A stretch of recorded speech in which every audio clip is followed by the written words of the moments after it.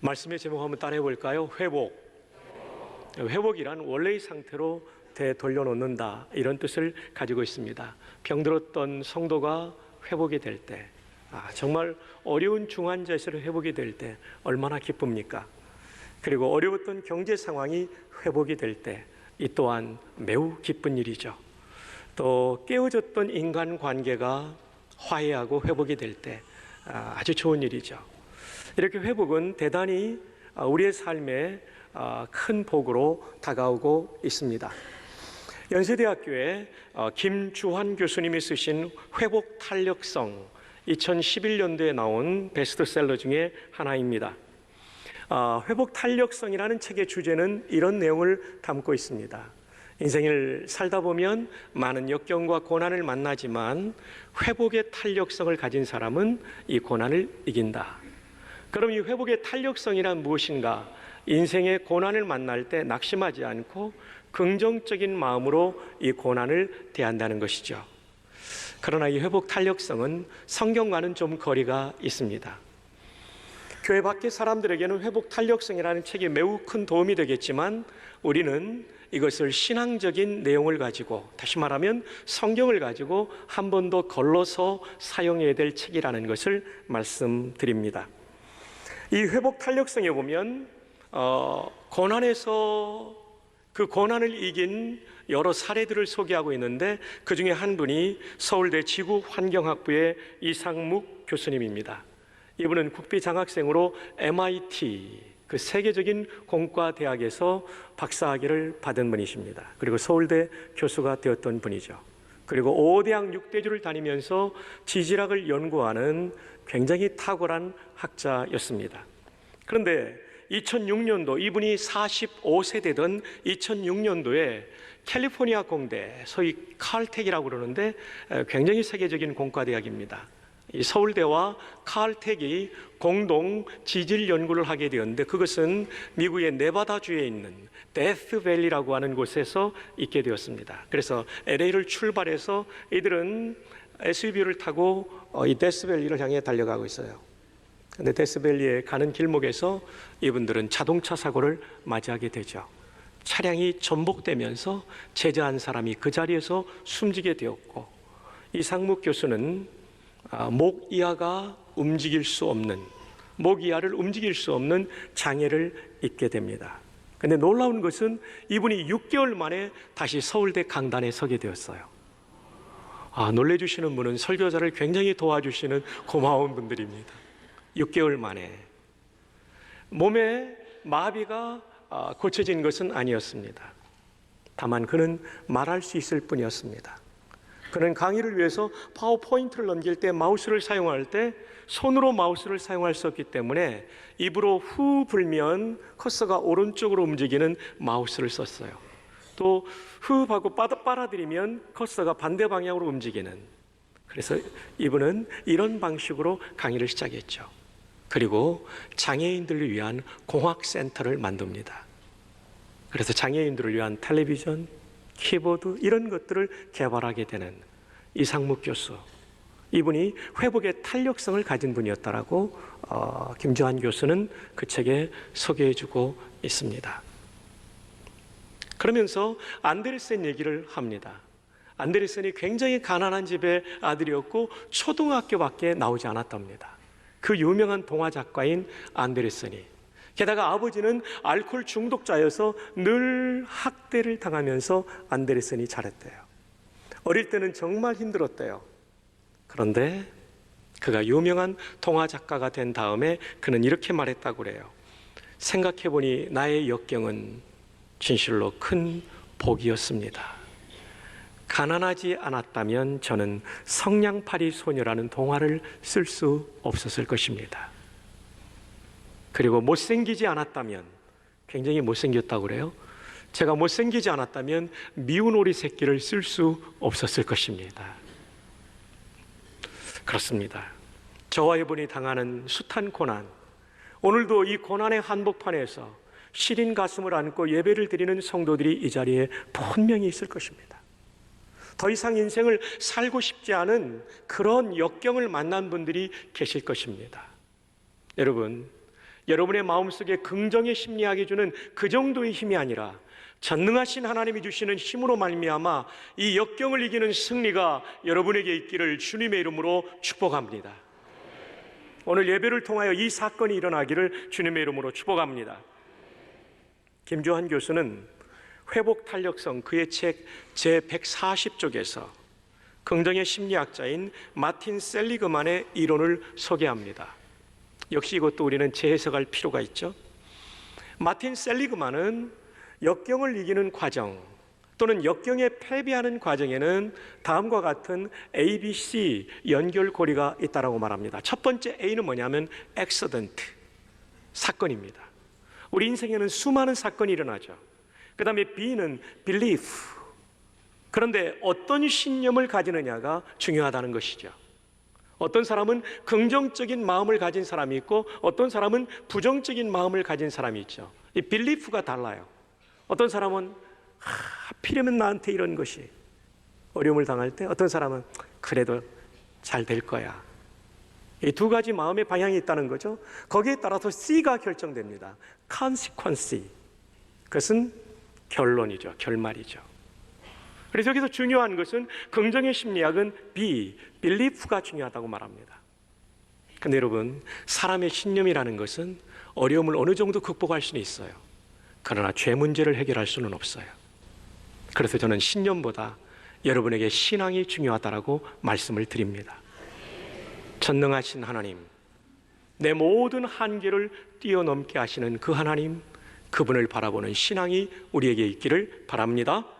이 신앙 속에서 우리는 도덕적 죄의식을 용서받을 수가 있는 거죠. 신앙을 통해서.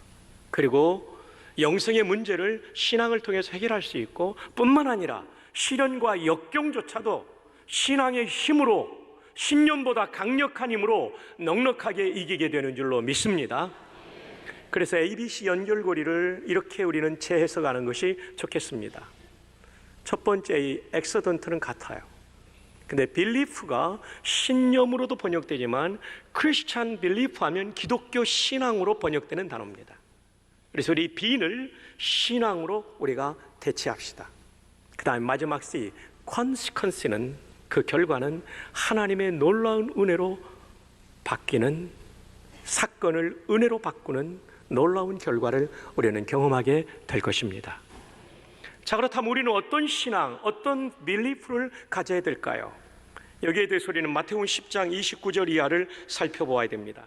참새 두 마리가 한 앗사련에 팔리지 않느냐? 그러나 너희 아버지께 설하가지 아니하시면 그 하나도 땅에 떨어지지 아니하리라. 참새가 땅에 떨어져 죽는 것도 하나님의 결제사항, 하나님의 주권에 속한 것이라는 것이죠. 그렇다면 저와 여러분의 오늘에 당하는 고난의 문제가 하나님의 주권 밖에 있는 것이 아니라, 하나님의 결재권 밖에 있는 것이 아니라 하나님의 주권 안에 있음을 우리는 믿습니다. 독생자까지 주신 하나님은 우리가 당하는 시련과 고난을 통하여 일하시려는 뜻이 있는 줄로 믿습니다. 이것을 뭐라고 하냐면 섭리라고 합니다. 한번 따라합시다. 섭리. 하나님의 돌보심 안에 있다는 거죠. 하나님의 돌보심 안에 있어요. 영어로 섭리는 프라비던스인데 라틴 말로 프로는 앞으로고, 그 다음에 비던스는 본래 비데레, 본다라는 단어에서 왔습니다. 우리의 눈에는 지금밖에 보이지 않아요. 5분 후의 일도 알지 못해요. 일주일 후의 일도 알지 못해요. 그러나 하나님은 10년, 20년, 아니 영원까지 우리의 생애를 바라보고 계십니다. 그 하나님이 나에게 이 고난을 겪게 하실 때에는 하나님의 계획, 섭리가 분명히 있는 줄로 믿습니다. 이 섭리의 해석의 틀을 가지고 내 고난을 바라볼 때 이것이 우리에게 진정한 신앙, belief를 주어서 이 고난을 이기는 consequence를, 결과를 맞이하게 될 것입니다. 30절을 보십시오. 마태복음 10장, 너희에게는 머리털까지 다 세신 바 되었나니. 여러분, 저는 저의 머리카락의 숫자를 알 수가 없습니다. 오늘 아침에도 샤워하면서 머리카락이 빠졌으니까요. 머리카락 숫자 아시는 분 한번 손 들어보세요. 예, 없을 거예요. 아마 예외적으로 머리카락이 다 빠지고 몇 가닥 남은 분은 아실 거예요. 네. 그러나 그 외에는 알 수가 없죠. 근데 하나님은 그것까지 알고 계신답니다. 하나님의 전지성을 보여주고 있죠. 그러면서 31절에 중요한 말씀을 하죠. 두려워하지 말라. 너희는 많은 참새보다 귀하니라. 아니, 이 지구상의 모든 참새보다 여러분 한 분 한 분은 귀하십니다. 하나님의 형상으로 지음받았고 독생자의 법의 피로 구원받았기 때문입니다. 내가 누구인지를 아는 것은 하나님이 누구신지를 알기 때문에 가능하죠. 나를 사랑하시는 그분, 나를 위해 독생자까지 주신 그분이 나를 존귀하게 여겨주셨어요. 지난주에 회사에서 기분 나빴던 분들이 있을 거예요. 여러분의 오너가, 여러분의 상사가 여러분을 책망했을 분도 있을 거예요.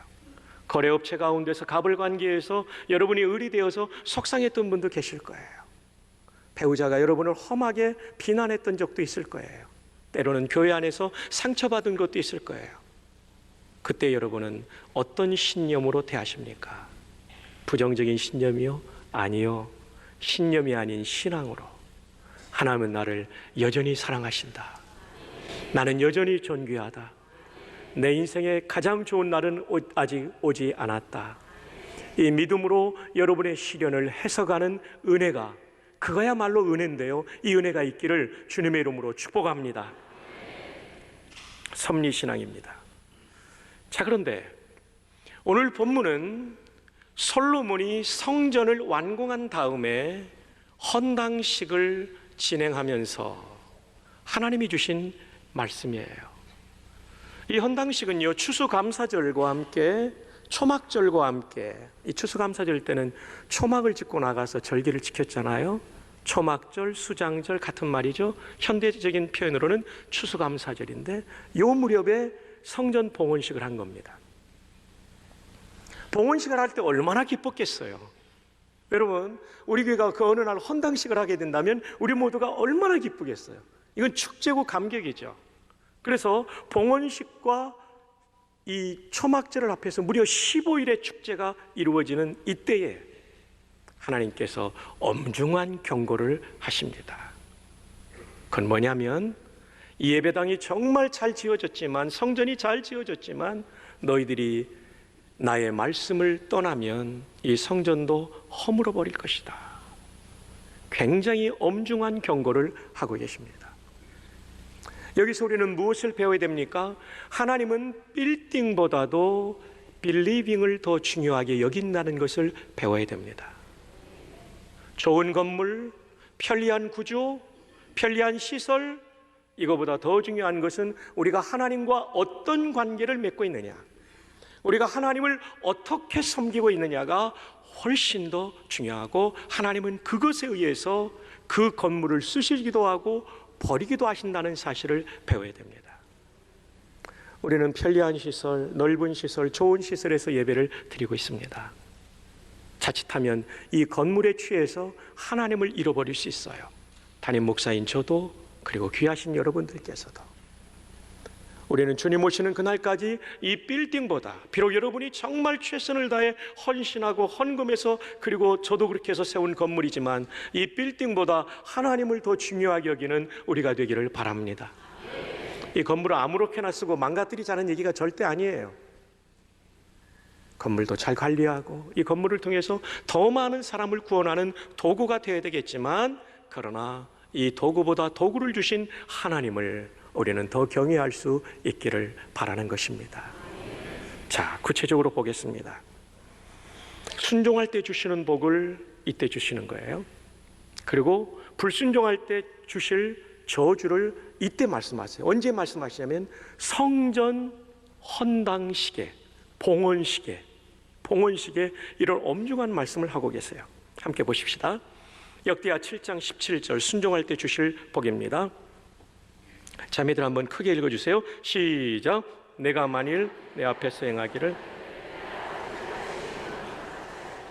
내가 내게 명령한 모든 것을 행하여 내 율례와 법규를 지키면, 18절 형제들이요, 내가 내 나라 왕위를 견고하게 하되 전에 내가 내 아버지 다윗과 언약하기를 이스라엘을 다스릴 자가 내게서 끊어지지 아니하리라 한 대로 하리라. 한마디예요. 내가 명한 말씀 지켜라. 그러면 다윗의 언약대로 너의 왕조와 이 나라를 복주겠다. 성전 봉헌식에 언약 지켜라, 나도 언약 지키겠다. 그 언약이 하나님 말씀인 거예요. 우리 성도들을 만나보면 종종 성경 말씀을 부담으로만 대하는 분이 있어요. 근데 그렇지 않습니다. 신명기에 보면 이 하나님의 말씀은 우리의 행복을 위해서 주신 말씀이라고 말씀하십니다. 한번 볼까요? 신명기 10장 13절, 내가 오늘 네 행복을 위하여 네게 명하는 여호와의 명령과 규례를 지킬 것이 아니냐. 우리에게 주신 66권의 성경 말씀은 하나님을 영화롭게 하는 삶인 동시에 우리에게 진정한 행복을 주시는 말씀인 것을 믿으시길 바랍니다. 이 말씀대로 순종하면 하나님께 영광 돌릴 수 있어요. 이 말씀대로 순종하면 이웃에게, 가족을 포함한 이웃에게 유익을 끼칠 수 있어요. 이 말씀대로 순종하면 내 영혼이 평안할 수 있고 내 인생 전반이 가장 복될 수가 있는 것입니다. 아멘입니까? 하나님 말씀은 우리에게 복이 되는 것입니다. 그리고 이 성전 봉헌식에도 이 말씀을 강조하고 있는 거예요. 이 말씀대로 지키면 복을 주겠지만 그렇지 않으면 저주가 있다. 자, 이제 저주를 볼까요?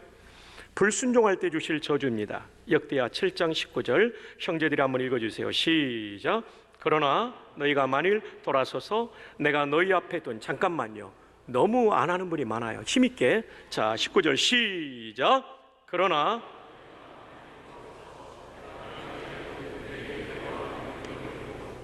다른 신들을 섬겨 그들을 경배하면 20절 자매들이요, 내가 너희에게 준 땅에서 그 뿌리를 뽑아내고 내 이름을 거룩하게 한 이 성전을 내 앞에서 버려 모든 민족 중에 속담거리와 이야기거리가 되게 하리니. 놀라운 말씀이에요.